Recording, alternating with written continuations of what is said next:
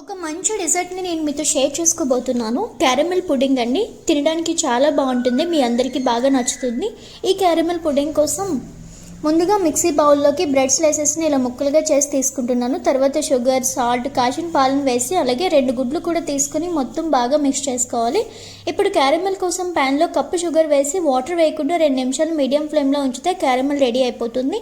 ఇప్పుడు దీన్ని కేక్ మౌల్డ్లో వేసి 2 నిమిషాలు మొత్తం స్ప్రెడ్ చేసుకోవాలి. ఇప్పుడు అందులో రెడీ చేసిన మిక్సర్ని వేసి ఏదైనా అడుగు మందంగా ఉన్న బౌల్లో నీళ్లు వేసి స్టాండ్ పెట్టి మౌల్డ్ని ఉంచండి.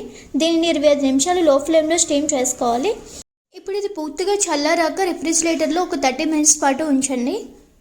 అరగంట తర్వాత ఇలా ఫ్రిడ్జ్లోంచి తీసి డీమౌల్డ్ చేసుకొని చూసారు ఎంత కలర్ఫుల్గా ఉందో, అంతే టేస్టీగా కూడా ఉందండి. నచ్చితే మీరు కూడా ట్రై చేయండి, మీకు కూడా నచ్చేస్తుంది.